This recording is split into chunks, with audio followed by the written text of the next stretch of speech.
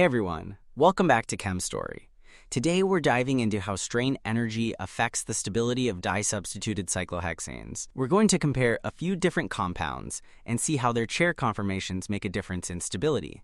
By the end of this lesson, you'll understand how steric hindrance, 1,3-diaxial interactions, and ring strain all come together to influence which conformation is more stable. Let's get started.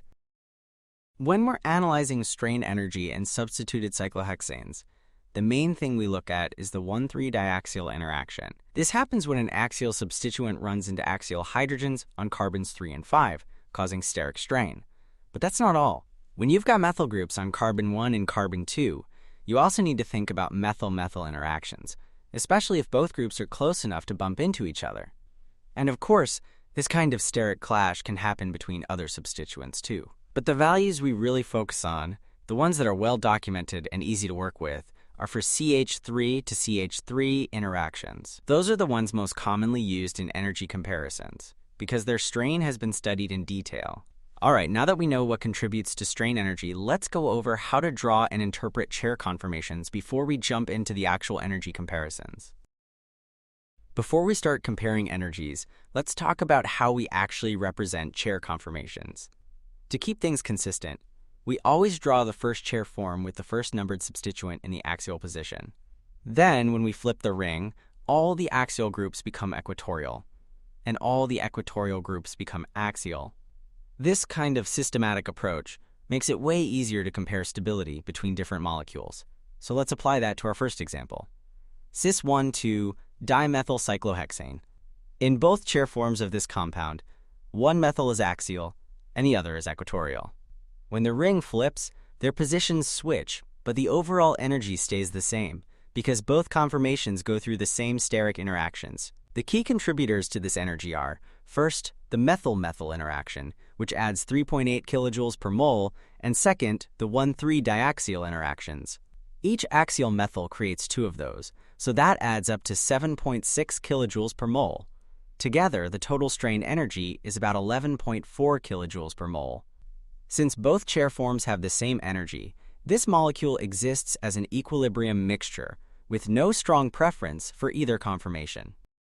Next, let's take a look at trans 1,2 dimethyl cyclohexane and see how its two chair conformations compare in terms of stability. In the first chair form, both methyl groups are in the axial position, which means you get some serious 1,3-diaxial interactions. Each axial group creates two of those interactions, so together that adds up to 15.2 kilojoules per mole, which makes this conformation pretty unstable. But interestingly, since the two axial methyls are on opposite sides of the ring, there's no direct CH3 to CH3 steric clash between them. Now, after a ring flip, both methyl groups move to the equatorial position, and that completely eliminates the 1,3-diaxial strain. The only thing left is a small CH3 to CH3 interaction, about 3.8 kilojoules per mole, since the methyl groups sit closer together in equatorial positions. Because this equatorial form has much lower energy, it's the favored conformation, and that's the one the molecule spends most of its time in. Now, let's switch gears and take a look at another isomer, cis-13 dimethyl cyclohexane, and how its conformation affects stability. In cis-13 dimethyl cyclohexane, both methyl groups are in the axial position in the first chair form, and that leads to some pretty severe 1,3-diaxial interactions.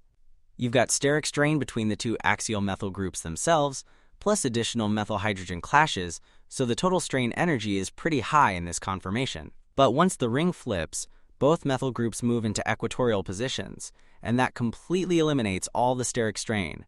This second conformation has a strain energy of 0 kilojoules per mole, so it's overwhelmingly favored, which means the molecule spends almost all of its time in this form.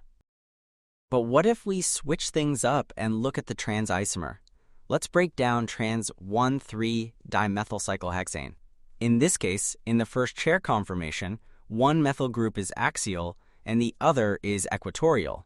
Then, when the ring flips, their positions swap, so no matter which form you're looking at, there's always one axial methyl.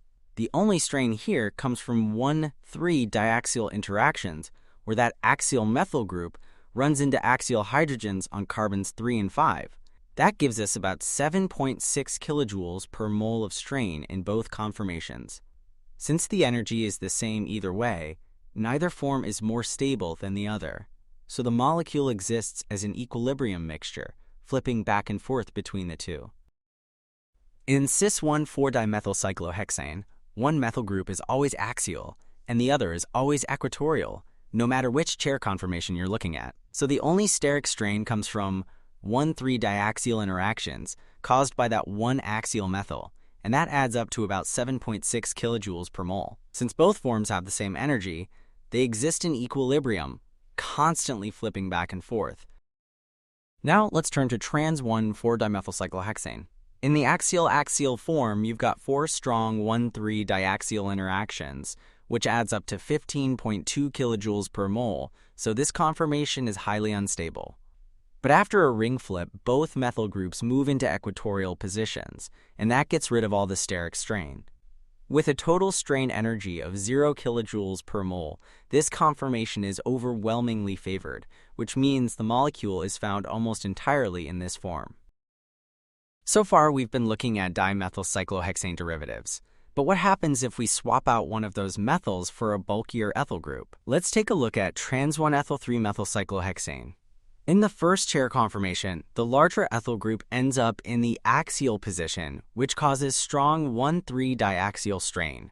But after a ring flip, the ethyl group moves into the equatorial position, which significantly reduces steric hindrance. And since ethyl is bulkier than methyl, the more stable form is the one where ethyl is equatorial and methyl is axial. In cis-1,4-ditert-butylcyclohexane, the situation gets even more extreme. Because tert-butyl's so bulky, trying to force it into an axial position creates severe steric strain. To get around this, the molecule actually gives up its chair form and adopts a twist boat conformation instead, just to reduce those steric clashes. This example shows that when the strain is bad enough, the molecule will even abandon the chair conformation altogether. And with that, we've covered a wide range of chair conformations and how different groups affect stability. So let's wrap things up. We explored how 1,3-diaxial interactions and CH3 to CH3 steric strain influence conformational preferences. The big takeaway? Bulky groups prefer equatorial positions because that's how they minimize steric hindrance. And in extreme cases, like with tert-butyl, the molecule might even switch to a non-chair form just to relieve the strain. Understanding these trends isn't just helpful for conformation analysis, it's also key to predicting reaction mechanisms, molecular stability, and even aspects of drug design. I hope this breakdown made chair conformations easier to understand. Thanks for watching, and I'll see you next time on Chem Story.